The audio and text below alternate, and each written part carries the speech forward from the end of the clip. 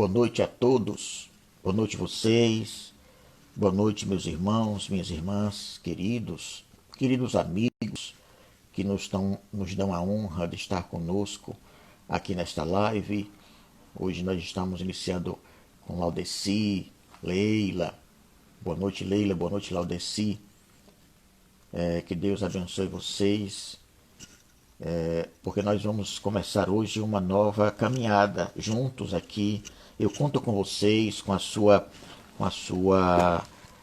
participação, com a sua interferência positiva, fazendo adendos, colocações, questionando até, fazendo assim, menções a conhecimentos que vocês já possuem, para nos ajudar, para nos dar assim, uma impulsionada dessa nova etapa que nós estamos começando hoje, dia 2, com o estudo do Evangelho, estudando o Evangelho, e digamos assim, como uma forma de a gente aprender, inclusive, a interpretar juntos, a entender juntos a mensagem do Cristo Jesus aqui conosco. E também para facilitar que vocês também possam conversar a respeito, vocês que fazem evangelho no lar, vocês que comentam muitas vezes, ou até que têm interesse em falar sobre o evangelho de Jesus, até com perspectivas de palestras, tá? Porque a nossa ideia é aula mesmo, assim, sabe? A gente vai comentar, nós não vamos fazer estilo palestra, não é que nós vamos prosseguir e tal, aquela coisa inflamada, não. Nós vamos tentar juntos aprender. E pode ser que muitas coisas eu talvez não saiba, provavelmente não saiba, não sei, não sou nem o dono da verdade, não conheço tudo, o meu conhecimento é muito pouco e com esse trabalho eu pretendo aprender mais junto com vocês. Tá? Então eu conto com vocês, Gilvan, meu garoto Thales que entrou, Mendonça, Tayane, minha querida Japinha, Deus te abençoe, boa noite. Aqui tem Leide Hollenberg, bonito nome. Marcele aqui presente. Boa noite, minha querida pupila. Illinois que entrou também. Então vamos lá. Nós vamos começar inicialmente estudando mais ou menos, tentando passar para vocês informações acerca do Evangelho no geral. Nós pegamos um livro de Carlos Torres Pastorinho, que vai tratar assim de como é mais ou menos que foi constituído o Novo Testamento, o Antigo Testamento, o que quer dizer algumas palavras, né, que são mencionadas, são colocadas e que muitas vezes nós que ouvimos, não só na casa espírita, mas também alguns que já frequentaram ou ainda frequentam a Igreja Católica ou um templo protestante, por exemplo, e ouvem e muitas vezes ficam, digamos assim, boiando, eu diria que assim, navegando em águas sem rumo, porque as palavras fogem ao conhecimento, fogem ao entendimento, muitas vezes da gente que ouve, e a gente muitas vezes não tem a quem questionar, quem perguntar, e até nem sabe onde buscar para poder entender, não é verdade? Então a nossa ideia é essa, vamos fazer isso juntos aqui.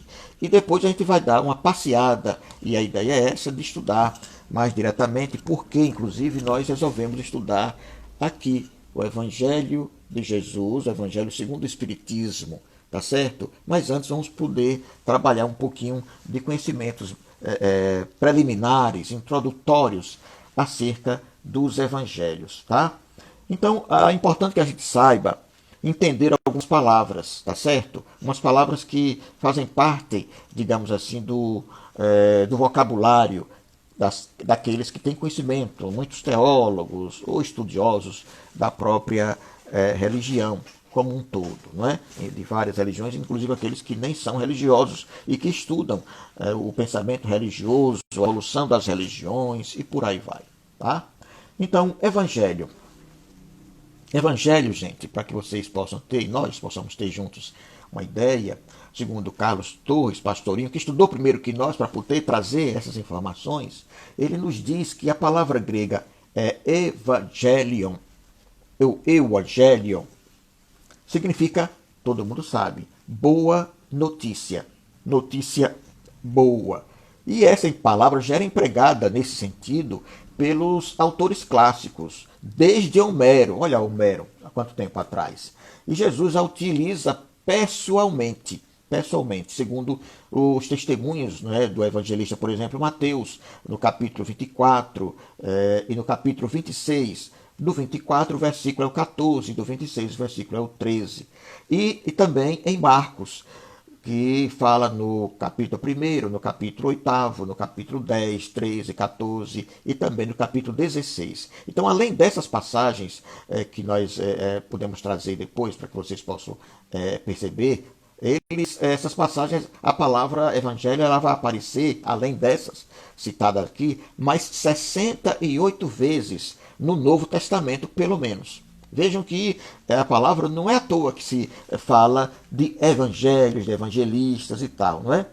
Então, e testamento? Porque tem evangelho e tem velho, antigo, novo testamento. O que é testamento? O testamento, a palavra testamento, tem pelo menos dois sentidos que nós vamos saber. As pessoas já sabem, a grande maioria de vocês já tem noção de pelo menos ter ouvido falar. Não é? Então, testamento, no primeiro sentido, primeiro a gente vai trazer a palavra do grego, que é diakete, tá? Testemunho, o testamento, que significa, da palavra grega diakete, apresenta dois sentidos. Os dois sentidos são o seguinte: o primeiro é o de testamento mesmo, em que alguém designa, né, os seus herdeiros, e coloca lá, e pode ser uma coisa particular por si só, pode ser registrado como escritura pública de testamento, tá? Que é para designar os herdeiros quando a pessoa desencarnar, quando a pessoa voltar para o mundo espiritual, morrer, falecer, no vocabulário mais comum. Então, é testamento. O outro sentido de testamento é o de aliança, e é esse que se trata nos evangelhos, no Novo e no Velho Testamento. Significa aliança, tá certo? Que define os termos de um contrato. O que é aliança? É um contrato. Contrato, a gente troca, né? Um contrato de casamento. A aliança já significa isso. A aliança sela um compromisso, tá? Então, a aliança, que significa testamento, define termos de contrato que duas pessoas ou mais partes, duas partes, vão se aliar. Olha a palavra aliança. Né? Quando faz um contrato, a gente está dizendo que nós estamos nos aliando. O marido e mulher está se aliando através daquele contrato de casamento. Então, aliança, testamento. Então, o testamento que nós vamos tratar é aquele que significa aliança. No caso da Bíblia, não é? Nesse sentido, é aliança entre Deus e os homens. Entre os homens e Deus. Tá? É nesse termo que é empregado. E ele vai se dividir também em duas partes. Esse testamento, que é a aliança entre Deus e os homens. A primeira parte é o Velho. Todo mundo sabe. O Velho ou o Antigo Testamento, que foi escrito antes da vinda de Jesus. E também o outro, que é o Novo Testamento, onde se reúnem os escritos a respeito de Jesus. Então, essa divisão.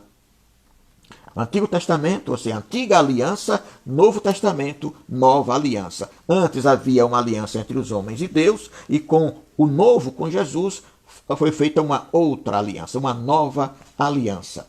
Vejam que interessante, não é? Talvez vocês não tivessem se dado conta disso, mas é isso que significa Antigo Testamento, Novo Testamento. Evangelho, notícia boa. É aquilo que está no Novo Testamento. As notícias boas, aquelas que vieram com Cristo. Tá ok? Então, essa distinção, ela foi feita por Jesus. A distinção é para separar o antigo do novo. Porque quando ele falou o seguinte, e vamos encontrar em Lucas, no capítulo 22, o versículo é o 20, ele vai dizer, este cálice, quando ele estava naquele momento da última ceia, né? Este cálice é o Novo Testamento em meu sangue, que é derramado por vós. Está vendo? Está lá. Então, ele fala no Novo Testamento, ou seja, na nova aliança. Naquele momento, ele está vinculando, naquele instante, na última ceia, porque ele já está prevendo o seu desencarne, a sua volta ao mundo espiritual, a sua missão, digamos assim, enquanto encarnado, estava se findando, tá? Então ele promove, naquele momento, uma nova aliança. E Paulo, o Paulo de Tarso, ele na segunda epístola aos Coríntios, no capítulo 3, versículo o 6, ele vai dizer, se opondo, de certa forma, o velho ao novo, ele vai dizer, fez-nos ministros idôneos do Novo Testamento. Ou seja, Jesus fez isso para com eles, ele dizendo, na segunda epístola aos Coríntios. Nesse momento, ele vai adiante a dizer que até o dia de hoje, na leitura do Velho Testamento, do Antigo Testamento, permanece o mesmo véu, tá? O mesmo véu a cobrir. Ainda na segunda epístola aos Coríntios, no capítulo 3, versículo 14. Então, no 3:6, ele fala, se opondo, né, que ele, no caso o Cristo, fez-nos ministros idôneos do Novo Testamento. E no capítulo 3 ainda no versículo 14, ele acrescenta que até o dia de hoje, na leitura do Velho Testamento, permanece o mesmo véu. Veja que, não é? Ele está se referindo aí a testamento, a aliança, um novo acordo, uma nova combinação, um novo contrato entre Deus e os homens, através do Cristo Jesus. Veja que coisa interessante, tá? Então, outra palavra que nós vamos encontrar, que nós ouvimos falar muitas vezes, é a palavra cânone. O que significa cânone, para que nós possamos entender? Essa palavra significa regra, lei. E ela vai designar o exemplar perfeito e completo das Escrituras.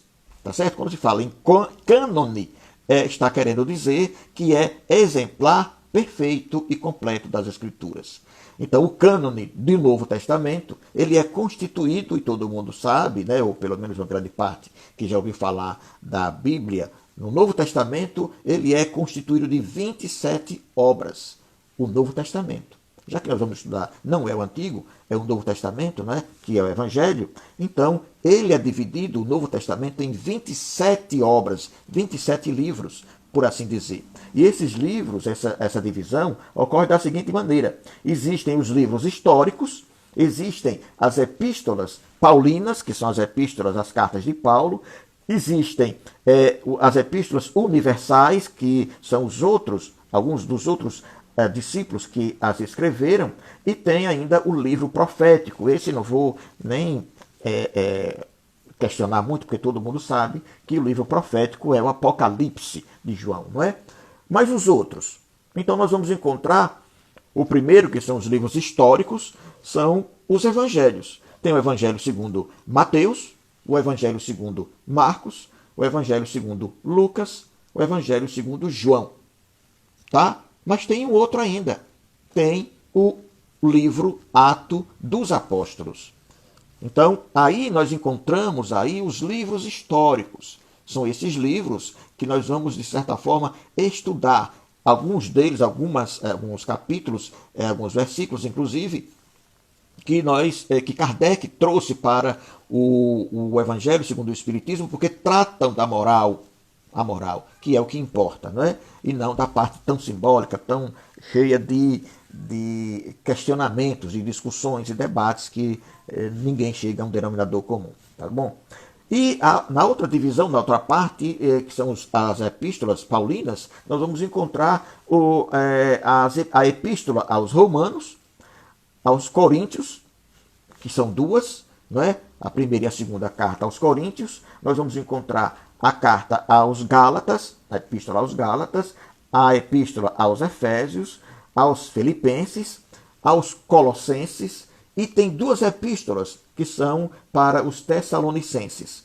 E temos também duas para Timóteo, duas cartas para Timóteo, uma carta para Tito, outra carta para Filemon, e a última carta, que é muito discutida, inclusive a autoria, se realmente é de Paulo ou não, mas está lá, tá bom? Que é a carta aos Hebreus. Porque pela forma como foi escrita, alguns dizem que não tem assim semelhança, não é do estilo de escrever de Paulo. Por isso, alguns acham que não foi Paulo quem escreveu essa epístola aos Hebreus.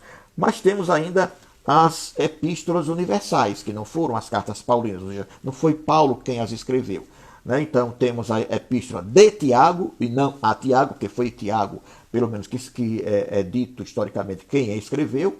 A epístola de Pedro, são duas cartas de Pedro, tá? Estão lá no Novo Testamento. Tem três cartas, três epístolas de João, João Evangelista, e ainda tem a epístola de Judas, tá certo?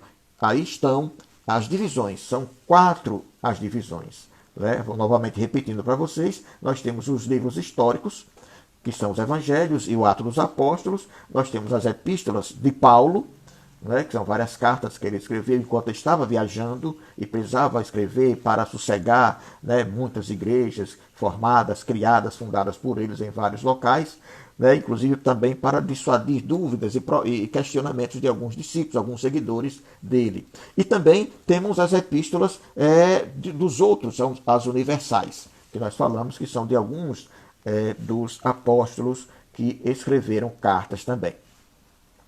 Aí nós temos o resumo, digamos assim, dos livros que estão lá no Novo Testamento. São 27 ao todo. E o que são manuscritos? Estou avisando para vocês que a primeira aula, nossa primeira conversa, nosso primeiro estudo de hoje é apenas para a gente se introduzir no universo evangelista, no universo do palavreado, do vocabulário, da verborragia, digamos assim, utilizada em relação à Bíblia, mais especificamente em relação ao Novo Testamento. Tá? E nós temos, então, se vocês quiserem fazer alguma pergunta, viu, gente, nesse ponto, fiquem à vontade. Tá? É só para que a gente vá se situando introdutoriamente no estudo. O que são manuscritos? Então, manuscritos foram os primeiros exemplares do Novo Testamento. Eles eram copiados em papiros, os manuscritos, em papiros. Mas papiros eram uma espécie de papel, um material, digamos assim, muito frágil e facilmente deteriorável. Com o tempo, e pouco tempo inclusive, se perdia o que estava escrito, apagava, se desfazia e não se guardava nada. Depois foram utilizados pergaminhos, escritos em pergaminhos. Por quê? Porque pergaminhos eram peles de carneiro e eles eram muito mais interessantes porque eles eram mais resistentes e eram mais duradouros. Eram couro, eram escritos lá naqueles couros, tá bom? Nós temos também os rolos. Mas antes de falar sobre os rolos, nós vamos lembrar o seguinte, que é uma coisa interessante. Isso é interessante para que vocês tenham uma ideia. Os manuscritos, no início, eles eram grafados, eles eram escritos assim, em letras capitais. Letras capitais são letras maiúsculas. Não usavam letras minúsculas, tá certo? E só a partir do século VIII da nossa era aqui que se passaram a fazer os escritos, os manuscritos, em forma cursiva, ou seja, usando as letras minúsculas. Tá bom? Como nós escrevemos, né? Uma carta cursiva é quando nós escrevemos de próprio punho, é cursivo, e usando letras maiúsculas só no início de frase, nomes próprios, o restante em letras minúsculas. Só a partir do século VIII que fizeram isso. É uma curiosidade para que a gente leve em mente como era o início, né? Como foi o início dos escritos históricos da Bíblia. Os rolos eram, assim, existiam aquelas cópias que eram feitas em folhas coladas umas às outras, tá?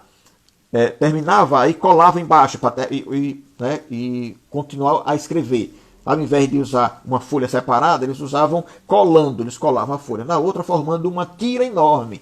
A pessoa, uma tira bem grande, com muita coisa escrita, então essa tira enorme era enrolada e formavam rolos, volumes, que eram aqueles papiros, aqueles pergaminhos que a pessoa conhece. Muitas pessoas veem em filme, né? Aí desenrola. Né? Vocês veem aqueles filmes quando vai dar o representante do rei, vai dar uma notícia para os súditos. Aí vem, pega aquele rolo e desenrola aqueles pergaminhos enormes e vai ler aquela. Então era mais ou menos aquilo ali que eram os rolos. de pergaminhos, tá bom? O que eram códices? Códices, temos também os evangelhos apócrifos, Tiago, mas nós não vamos tratar dos apócrifos ainda, só um pouco mais tarde, Tiago, porque primeiro a gente precisa trazer a parte do que foi, digamos assim, aceito, para depois a gente tratar dos apócrifos, tá? Que é interessante a sua colocação, tá? Muito bem. Guarde essa palavra, viu, pessoal? Apócrifos, para a gente tratar depois. Quando as páginas elas permaneciam separadas, elas eram separadas, e depois elas eram costuradas umas nas outras, como os nossos livros atuais, as nossas brochuras, não é? Aqui se costura aqui numa lateral, numa das margens, tá certo? Assim, como os livros atuais, por uma das margens, uns podiam ser do lado de lá para cá, porque alguns escreviam de trás para frente, né? Mas normalmente a gente escreve da esquerda para a direita, né? Então, da margem esquerda, aí fazia o quê? Costuravam, eles para facilitar, né? Então, esse tipo de junção, de união, de costura, formando uma folha sobre a outra costurada, eles chamavam de códices. Códices. Interessante, né? Mas é só para que vocês tenham conhecimento dessas palavras que eram utilizadas e ainda se utilizam, viu? Em alguns momentos. Copistas. O que são copistas? É fácil pelo próprio nome que está dizendo, né? Que eram aqueles encarregados de fazerem cópias dos manuscritos. Pegavam os manuscritos originais ou outras cópias, tá? E eles escreviam. Uma curiosidade é que esses copistas, ou escribas, né? Por isso que nós encontramos lá nos evangelhos os escribas e fariseus, né? Aqueles que escreviam. Né? Então, nem sempre eles conheciam a língua que estavam escrevendo. Eles apenas pegavam e copiavam. Tá certo? Porque o problema, a importância deles, dos escribas, é que eles sabiam, eram bons desenhistas das letras, faziam aquelas letras bonitas, não é? Lembram daquelas pessoas que aqui em Itabaiana já aconteceu no passado, inclusive minha irmã Elenói foi convidada, até acho que ela recebeu um troquinho, para escrever convites de aniversário, de casamento, porque a letra dela é linda, não é, Elenói? Todo mundo sabe que a letra dela é muito bonita. E ela até, eu não sei se ela recebia, eu estou supondo porque ela fazia muito isso, tá certo? Então, porque os escribas, os copistas, eles tinham essa possibilidade, esse talento para desenhar letras, aquelas letras bonitas, então eles eram convocados para escrever, para copiar. Pior do que aqueles que não sabiam, não conheciam a língua, só sabiam desenhar as letras, pior do que eles eram aqueles que tinham conhecimento na época da língua. Sabe por quê? Porque então eles se arvoravam em emendar, fazer emendas no texto. Eles julgavam que aquele texto ali estava, não, vou colocar assim, né? Que era para conformar aquilo que ele estava escrevendo aos próprios conhecimentos. E isso acabava deturpando muitas vezes a cópia em relação à anterior ao original. Tá certo? Não havia sinais gráficos naquela época para separação de orações. Tá certo? Hoje nós usamos o quê? Nós temos o ponto e vírgula, não é? Nós temos o travessão, nós temos o ponto final, nós temos interrogação, nós temos a exclamação, não temos hoje em dia, mas naquela época não tinha. Então, o que acontecia? As palavras eram copiadas de seguida, ou seja, uma colada na outra, de seguida mesmo, sem nenhum intervalo, nenhum espaço se dava assim maior para dizer que aquela ali é uma palavra e ali era outra, não, era tudo coladinho. Para poupar o pergaminho, porque aquele material do pergaminho, o couro do carneiro era muito caro. Daí, né, os recursos empregados, eles usavam esse tipo de recurso. Então, que recursos eles usavam para fazer, para economizar nos pergaminhos, né, naquela pele de carneiro? Eles utilizavam abreviaturas. Era um recurso. Como assim? Hoje em dia, o que é que vocês fazem quando vocês escrevem no WhatsApp, quando vocês escrevem no Facebook? No Facebook não, já é coisa mais de pessoas mais antigas, não é interessante isso, né? E no Instagram, quando vocês estão escrevendo, como é que vocês fazem? Vocês abreviam, não é? Por exemplo, naquela época, como nós fazemos hoje, quando você queria dizer porquê, a palavra porquê, ao invés de você colocar a palavra toda, P-O-R, Q-U-E, eles colocavam PQ. Bastava, era suficiente para exprimir a palavra porquê. Então, algumas abreviaturas eram perigosas, como as de hoje também, viu, gente? Tem coisas que eu tive um trabalho muito grande para entender quando eu comecei a manusear o WhatsApp, o Facebook, primeiramente, né? Porque eu via, não conseguia entender o que estava ali escrito, né? Não conseguia entender mesmo. Então, antigamente, por exemplo, a abreviatura OC, um O, tudo maiúsculo, viu? O com C, coladinho, um junto do outro. Naquela época significava, essa abreviatura significava aquele que. Olha, mas era para eles, né? Aquele que. Mas se houvesse dentro do O um sinalzinho no meio, dentro do O, fazia dele um teta, que era uma outra letra. Aí passaria a significar, sabe o quê? Deus. Deus. OC, com esse O. Dentro, fazendo um teta, assim, passava a significar Deus. Se uma pessoa esquecesse de colocar esse sinalzinho, ou se colocasse ali por engano, veja, não é? Como era perigoso o uso de abreviaturas. E nós vamos encontrar algo dessa natureza na primeira carta a Timóteo, no capítulo 3, versículo 16. Dê uma olhadinha lá que vocês vão ver. O outro recurso que se utilizava para economizar o pergaminho era colação. O que é colação? Colação era a junção dos códices. Você sabe o que são os códices? Os códices são as páginas coladas uma na outra. Não é? Lembra? E costuradas. Ela colava e costurava numa margem. Então, quando fazia o quê? Quando se fazia entre dois códices, né, uma comparação entre os dois, e escolhendo-se a melhor lição, tá? Para cada passo, para cada sequência, isso chamava-se de colação. Assim, eu pegava duas páginas coladas, ao invés de ser coladas, não, costuradas, ao invés de ser coladas uma na outra, assim, para formar o pergaminho, e eu fazia a junção costurando. Aí o que eu fazia? Depois eu fazia uma colação. O que é a colação? É você juntar dois códices, mas só como? Quando se achava que estava digamos assim, como se fosse sequência do outro. Então era importante que se soubesse, que tivesse ideia do que estava sendo, o que tinha sido escrito ali. Tinha que se ler, entender, para poder então você pegar duas costuras, né, dois códices para juntar, para colar um no outro, para formar então uma sequência. Então era ver qual era a melhor lição para juntar. Isso formava a colação.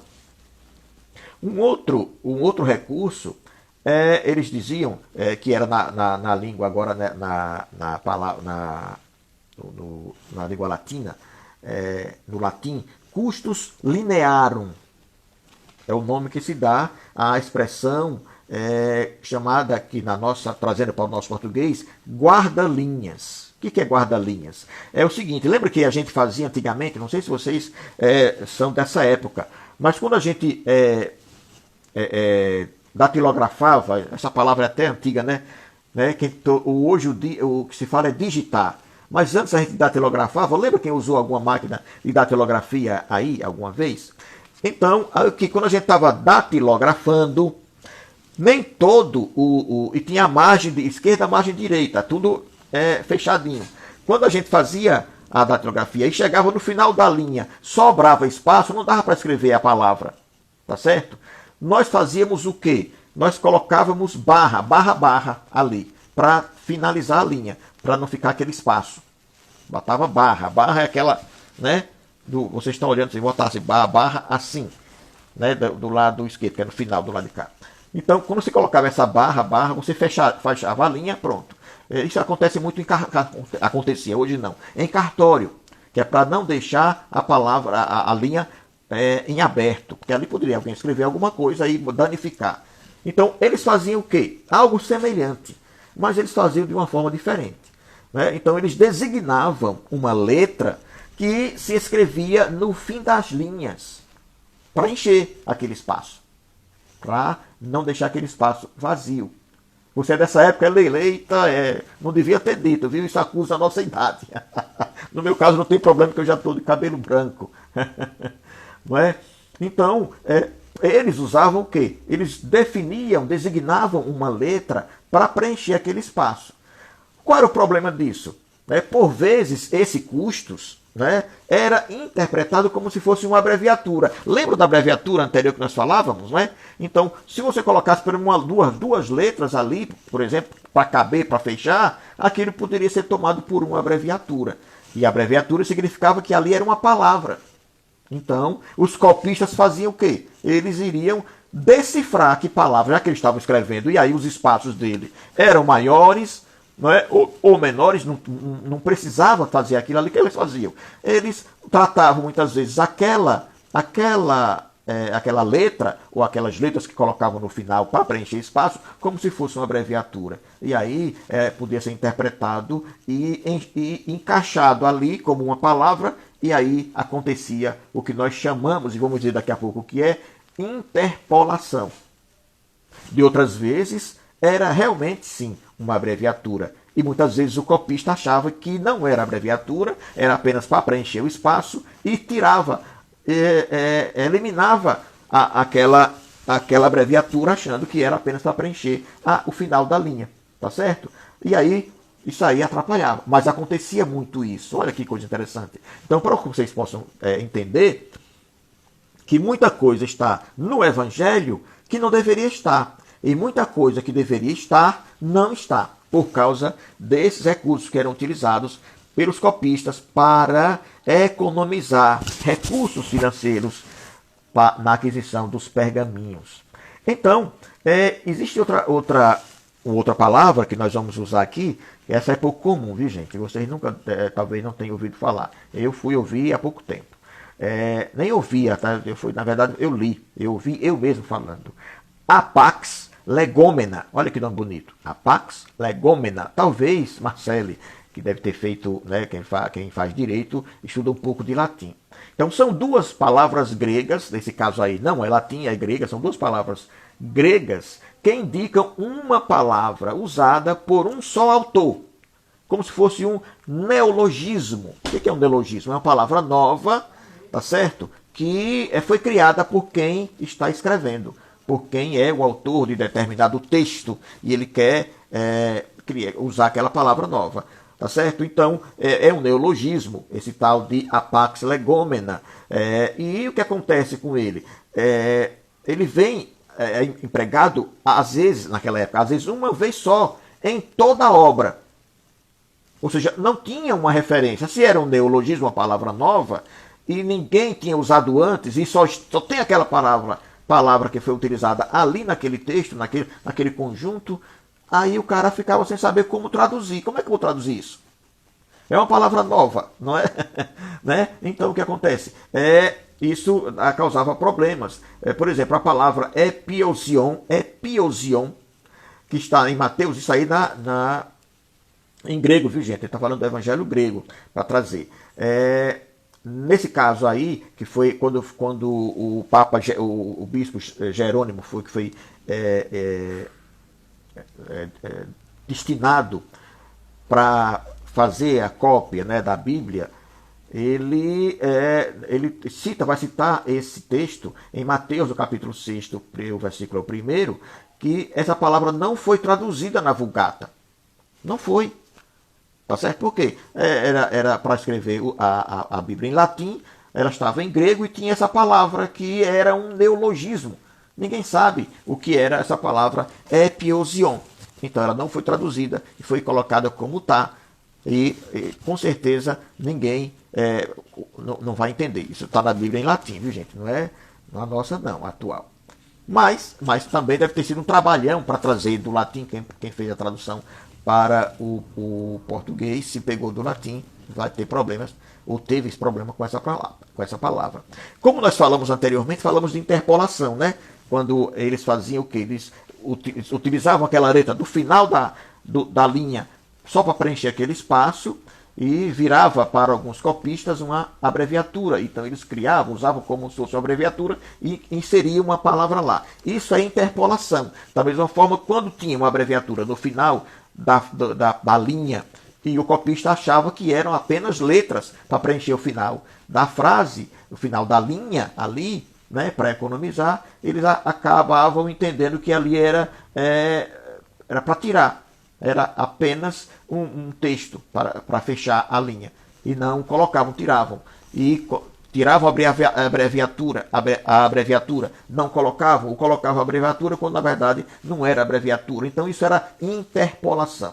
Né? É quando um leitor, não só um leitor, como qualquer um que a pessoa vai estudando, né? O que é que a gente faz quando a gente pega um livro e começa a estudar aquele livro? Algumas pessoas, eu nunca fiz isso não, mas eu já peguei muitos livros assim. Inclusive eu tenho um que eu baixei, que me mandaram baixado, a pessoa estudou um livro e ela escreveu. E o danado que fez a cópia para botar, que digitalizou para disponibilizar na internet, estava lá em várias linhas a palavra escrita cursivamente de próprio punho, ali embaixo, como se fosse uma anotação dele. Estudei isso aqui, tal, tal, tal, e colocou. Ou o que significa isso? Ele colocou lá embaixo. Tá? Então existia muito isso. Isso é interpolação. Se a pessoa usar tudo aquilo ali que está escrito no texto original, acabou fazendo uma interpolação. Tá certo? Então o copista, ele acaba se atrapalhando nesse momento muitas vezes. Ele achava, quando ele estava passando para um novo texto, uma nova página, um novo... Opa, voltamos, tivemos uma pequena paradazinha. Então ele inseria ali, e a interpolação é isso, acaba adulterando o texto, né? Porque introduz um comentário como se ele fizesse parte do texto, e não faz parte. Quando coloca, você acaba mexendo na originalidade do texto, tá certo? Então isso é interpolação, ok? E lição, como nós citamos anteriormente, quando falamos da colação de dois códices, né? Falamos sobre lição. Então, disse da maneira específica de dizer uma frase, isto é, da forma exata pela qual ela está escrita. Ou seja, você vai preferenciar aquilo que está na opinião de quem está copiando, o mais correto, o mais exato. Então, ali ele usa esse termo, lição, para dizer que aquela forma que ele escreveu é a que está mais exata. Por isso que quando vai fazer a colagem, né, dos códices, eles vão preferindo as que estão mais exatas e até muitas vezes retirando aquilo que, na opinião de quem está copiando, não está tão exato assim. É o mesmo textos muito parecidos, mas aí ele prefere que está mais bem escrita, mais exata e coloca aquela. Tá certo? Isso chama-se lição, chamava-se naquela época pelo menos, né? E o que é passo? Que nós falamos, lição e passo.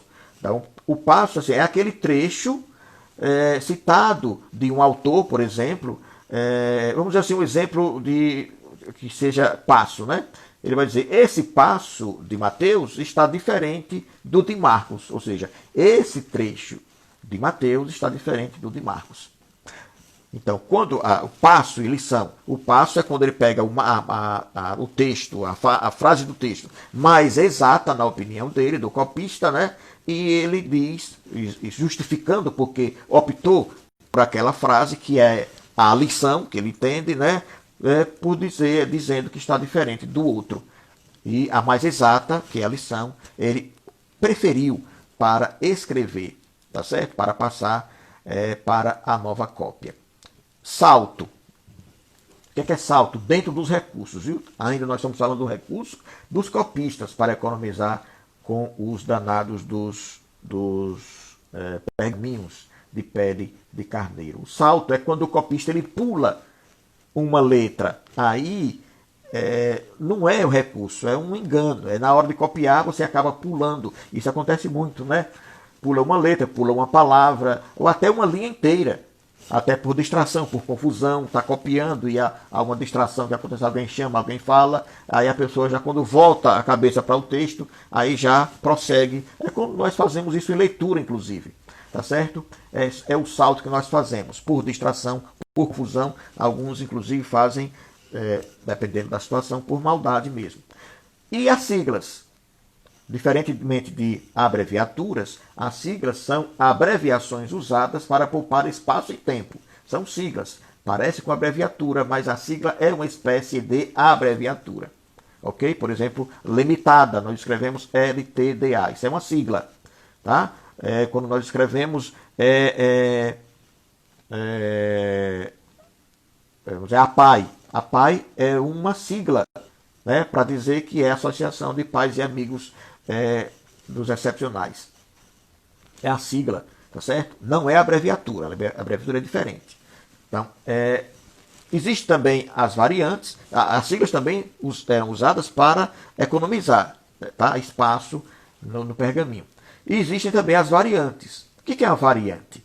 Quando existe uma diferença entre dois códices, ou seja, entre duas feixes, né, que foram costurados com várias páginas, existem uma diferença entre dois, assim, disse que ali há uma variante. Tá? Então, variante é isso, quando há diferenças entre dois códices, pelo menos. Os principais manuscritos, nós estamos tratando aqui, gente, vocês podem questionar. Eu estou olhando aqui, ninguém questionou. Só a minha querida Leila disse que ela é daquela época da datilografia, não é? Mas não tem problema. Né? Então, quem está aí ainda, que quiser questionar, pode questionar, viu, gente? A gente vai catar aqui e arrumar resposta para vocês, baseadas em fundamentos aqui escritos mesmo. Nós temos aqui alguns livros que nós podemos consultar. Tá? Então vamos trazer aqui, já não é mais a parte da economia, né? Não são os copistas utilizando. Agora nós vamos falar, só para citar mesmo, vocês terem ideia de como as coisas evoluíram com o tempo. Os códices gregos, né, as brochuras, os escritos de folhas costuradas umas às outras, aquelas que eram unciais, ou seja, que eram escritos tudo com letra maiúscula, ao todo existem, não sei se ainda existem, mas eu creio que sim, existem um pouco mais de 100 ainda. E são muito antigas esses códices, muito antigos. E os principais deles, que nós vamos encontrar, segundo a pesquisa, né, de Carlos Torres Pastorinho, vamos encontrar no século IV, lá no Museu Britânico, e no Museu Alexandrino, lá, né, também no Museu Britânico, nós vamos encontrar no Vaticano, nós vamos encontrar na Biblioteca Nacional de Paris, por exemplo, do século V, na Beza, que é na Universidade de Cambridge, lá na Inglaterra, no século VI, e também no século VI vamos encontrar a Claromontano, na Biblioteca Nacional de Paris também. Tá? Marcele, saber disso, olha Marcele falando, é fantástico, porque explica que talvez nem sempre o que foi escrito condiz com o que foi dito. Verdade, Tiago está dizendo aqui que, e isso tudo sem falar na própria língua, pobre de palavras, exatamente. Para que vocês tenham ideia, eu vou adiantar para vocês, todos os evangelhos do Novo Testamento foram escritos em grego. Em grego.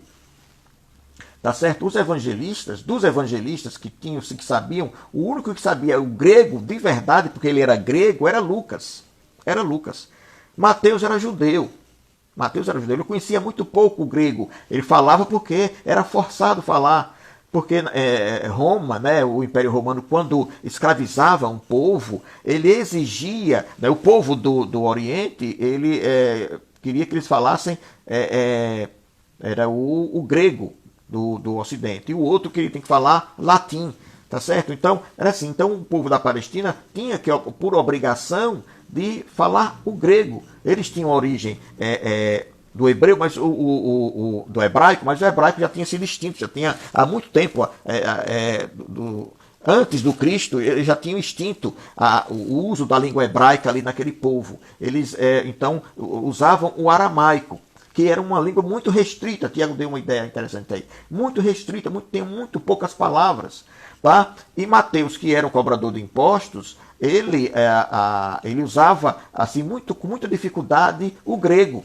E muita gente acha que ele escreveu o evangelho dele em hebraico. Não foi, nem hebraico, nem em aramaico. Ele escreveu em grego, mas aquele grego popular, assim como a gente, por exemplo, digamos que a gente fosse passar um tempo lá digamos assim, na Argentina. Nós não falamos espanhol, nós não falamos o castelhano. Nós iríamos arriscar lá um portunhol, não é verdade? E nós fazemos isso. Então, muitas palavras eles não conhecem, porque a gente mistura as coisas, tá certo? Na hora de falar. Tanto é que muita gente acha que está falando conhece algumas palavras em espanhol, aí fala com uma pessoa que fala espanhol e vai fazendo algumas introduções, né? Que nós chamamos, a própria língua chama isso de barbarismo.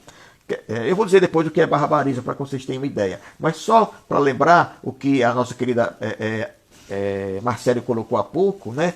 É importante porque explica realmente que sempre que foi escrito, nem sempre que foi escrito pode estar condizendo com o que foi dito mesmo. Inclusive, o primeiro evangelho foi escrito por Mateus, pelo menos é o que tem notícia, provavelmente no ano 62 a 70, depois do Cristo. O Cristo já tinha desencarnado aos 33, então 30 anos depois, aproximadamente, Mateus escreve.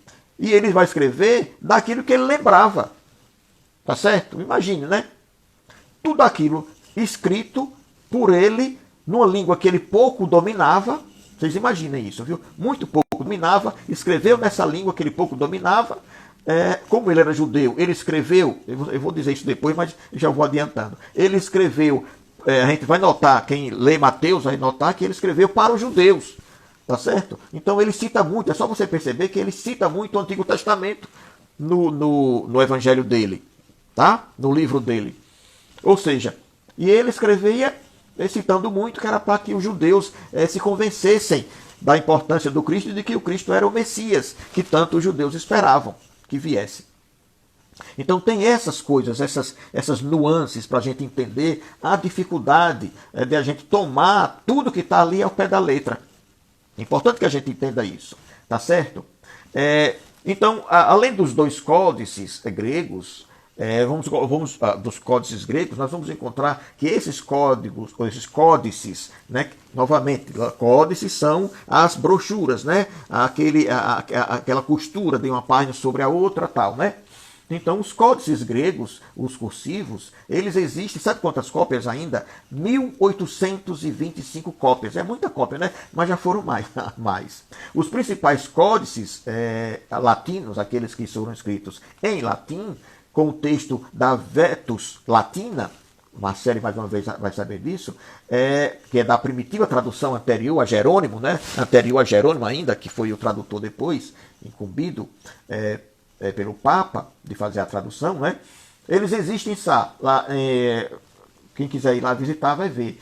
O Vercellenses no século IV, na Catedral Vercelli, em Veronenses, no século V também, na Biblioteca de Verona, lá na Itália, no Colbertinos, no século V, na Biblioteca Nacional de Paris, no Bezar, no século V, na Universidade de Cambridge, também lá na Inglaterra, no Palatinos, no século V, na Biblioteca Nacional de Viena, na Áustria, o Brescianos, aliás, que também é lá na Biblioteca de Brescia. Brescia é lá na Itália também, viu, gente? E tem o Claramontanos, o último deles, que nos séculos IV e V, escritos nessa época, que estão na Biblioteca Vaticana, no número 7223. Isso foi o danado do Pastorino que trouxe para nós essas informações. Então, quanto aos códices da Vulgata, que foi para que vocês entendam, Vulgata em latim significa, a minha querida Marcele pode confirmar aí, que significa, na verdade, vulgar, comum. Tá certo? Existem mais de 2.500 códices da Vulgata, e remontando todos os mais antigos aos séculos VI e ao século VII. Tá bom? Muito bem. Aqui Tiago diz que isso tudo explica tantos trechos de moral estranha que Kardec majestosamente abordou no Evangelho segundo o Espiritismo. É verdade, Tiago? É verdade. Eu mesmo disse aqui outra vez, numa live, que eu duvido, quando eu falei sobre a estranha moral, proposta inclusive por nossa querida Leila, nós falamos inclusive que eu duvido que certas palavras ali saíram da boca de Jesus. Não faz sentido. Não faz parte das características, dos atributos do Cristo falar aquilo que ele falou daquele jeito que está escrito, pelo menos traduzido para a nossa língua. Não é verdade? E Tiago falou aqui, exatamente, Tiago, você usou aqui uma abreviatura. Olha aqui a abreviatura que ele usou, ESE, que é Evangelho segundo o Espiritismo, que a gente pode colocar também como uma sigla. Ali coincide, tá certo? É uma abreviatura em sigla, tá? Porque uma abreviatura, parece uma sigla, faz parte das abreviaturas. Tá gostando, Elenói, da aula? Então, veja, apenas uma introdução para a gente entender mais ou menos o estudo, como nós devemos estudar e quando estivermos estudando, lembrar de como foi que foi feita a composição, desde como foram escritos os evangelhos e tudo o que eles passaram, os originais, desde que vieram até chegar até nós, né? Quanta modificação. Olha o Chico Leite aí, né? Muito bem. E os textos? Agora vamos falar um pouco dos textos. Olha, nós estamos chegando ao final da nossa live. Eu vou deixar assim com esse gosto de quero mais para vocês. Vamos parar nos textos. Eu queria colocar para vocês isso, que é importante que nós entendamos tudo isso, essas nuances, para que nós aprendamos, ou pelo menos tenhamos, digamos assim, cuidado na interpretação do Evangelho. Para lembrar que o próprio Paulo disse que nós devemos extrair o espírito da letra, porque a letra mata, não é? O espírito vivifica, ou seja, interpretar o que está ali na letra, não tomar ao pé da letra. Então é importante que, além disso, a gente entenda a origem, como as coisas chegaram até os dias de hoje. Eu estava lendo, eu vou confessar para vocês, eu até comentei outro dia na live aqui, que eu fui ler um texto. Aliás, não, Leila pediu para eu fazer um comentário acerca da parábola das noivas, ou das virgens, das 10 virgens, ou 10 noivas com os azeites, né? E tal. E eu disse a ela que eu fui procurar para ler, porque eu gosto de pegar o que é mais fácil, né? Todo mundo faz isso. Não gosto das coisas mais difíceis, não. Mais fácil é melhor. Então fui lá no Bíblia Online, fui buscar a tradução atualizada, renovada, bem atualizada, que está lá. Infelizmente eu encontrei uma tradução. Até erro de português tem, gente. Não pode. Se o negócio já é complicado no Evangelho, né, trazido até hoje, e a gente vai encontrar ainda erros de português, você imaginem, né, quando foi buscado a origem. Né? Tá certo? Então é importante que nós venhamos assim a entender a dificuldade que é, mas não a dificuldade, mas o trabalho enorme, por exemplo, que o nosso querido Haroldo Dutra fez para traduzir do grego original, foi aprender hebraico, aramaico, tudo para buscar a origem e trazer a tradução dos evangelhos. Tá certo? Então é importante que a gente entenda isso e valorize muito esse trabalho. É um valor inestimável que tem essa obra, tá? Então, gente, nós vamos encerrar agora a nossa live, né? Não podemos avançar por causa do tempo, sob pena, inclusive, de a gente ser interrompido. Não é? Então, ele não está dizendo, veja com Haroldo Dutra Dias, vejam realmente, vejam, eu adquiri, graças a Deus, eu aproveitei, o único que tinha lá na nossa casa, da tradução, eu comprei. Tiago diz aqui, maravilha, excelente iniciativa esse estudo, não vou perder. Aê, Tiago! Vocês também, por favor, avisem seus amigos e tal, para que nós possamos estudar um pouco mais sobre os evangelhos de Jesus. Então vamos agradecer a Deus, agradecer a cada um de vocês aqui presentes, que Deus abençoe vocês pela sua atenção, pela sua presença, pela participação maravilhosa de vocês aqui. Né? E na próxima quinta-feira nós daremos continuidade, falaremos um pouco mais agora sobre os textos em si, tá bom? Dos evangelhos. Então vamos dizer assim, vamos rezar. Hoje nós eu estou usando essa palavra porque a gente não tem uma outra para definir. Nossa família perdeu mais um membro encarnado, digamos assim. Nosso tio, Chumbrega, nós não usávamos esse nome, era um apelido que ele adquiriu na vida de relação com as pessoas. Ele foi embora, tá certo? Desencarnou hoje de Covid-19. A Covid, né, eu estou falando isso porque é importante que a gente fique em casa, que a gente adote isolamento. Eu não é querendo desobedecer as recomendações, não. Mas a gente visualiza que nós não chegamos a pico nenhum do contágio. Não chegamos, de forma nenhuma. Nós estamos ainda apalpando o início, eu diria, porque nós não estamos sendo liderados devidamente para vencer esse contágio, esse vírus. Não, nós não estamos sendo devidamente liderados. Mas fiquemos, se sairmos, e muitos precisam sair, inclusive para trabalhar, que adotemos todos os cuidados, pelo amor de Deus. Porque o vírus só quer uma brecha, pequena que seja, para que ele invada o nosso organismo e faça com que nós adoeçamos. Então, cuidado. Vamos orar, pedir a Deus por todos aqueles que estão ainda em contato com o vírus, aqueles que foram acometidos, que já partiram para o plano espiritual, que certamente quiseram participar desse momento para ir embora dessa forma, mas aqueles que puderem, não vão de encontro ao contágio. Pelo amor de Deus, não precisa.